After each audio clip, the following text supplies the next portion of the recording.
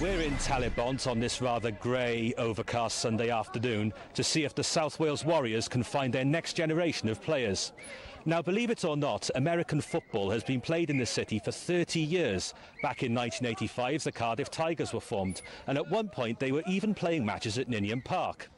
Within a few years, they'd been joined by the Cardiff Celts, the Cardiff Cobras, the Cardiff Mets, the Cardiff Mariners and the Cardiff Bears. Interest in the game began to fade around about the early 1990s, but as we're about to find out, there's a revival taking place right now.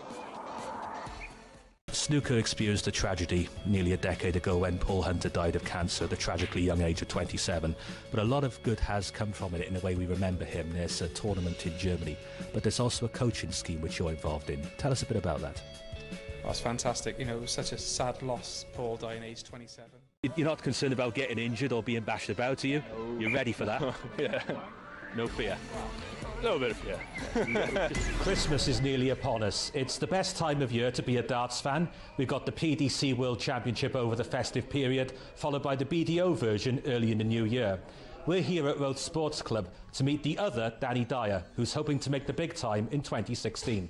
We've had an extraordinarily good summer in Q School because 3 of the 8 players that came through were Welsh. We had Daniel Wells regaining his place on the tour, and 2 very good young amateurs, Gareth Allen and Dwayne Jones, have now got professional tour cards. How long do you think it'll be before they're breaking through big time? It's hard to say, really. And who's your NFL team? The Baltimore Ravens. So Dylan, you're 14 years of age. Why snooker? Just thought it's a nice game to get me off the street. And what's that on your hand? That's Team Lewis. It was a bet I'd done. Yeah. I said he'll win 2 world titles in a row.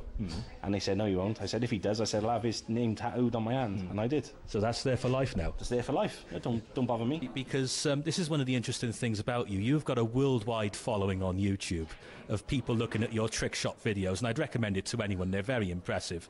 But you had to knock that on the head, didn't you? Yeah, I just had to pack it in. You must have given your son a lot of both financial and emotional support during his snooker journey.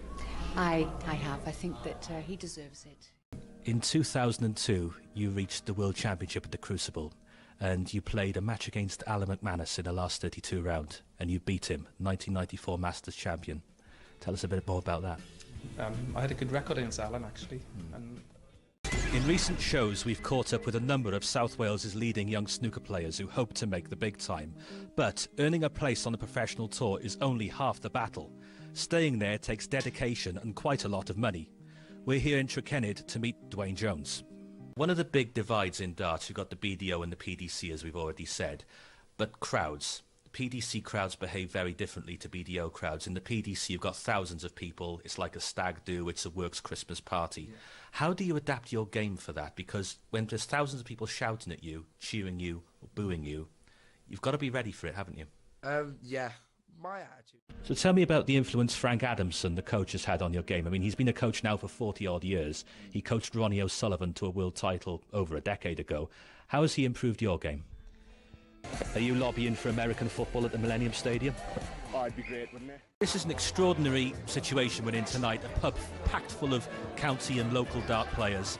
It's a huge league, this. Is this a normal Wednesday evening for you? Yeah, it's a normal Wednesday. I've been playing this. Do you think we got problems? I mean, you mentioned that you used to play in City Road Riley's, and that's long gone, and there's a number of other venues in Cardiff which were around when I was in my teens that have long since gone. Youngsters today, have they got the same chances? I wouldn't say so, no. Well, we've had a cracking night here, some terrific darts and some tremendous camaraderie between friends. Why don't you get yourself down to the Canton Cross on a Wednesday night and enjoy yourself?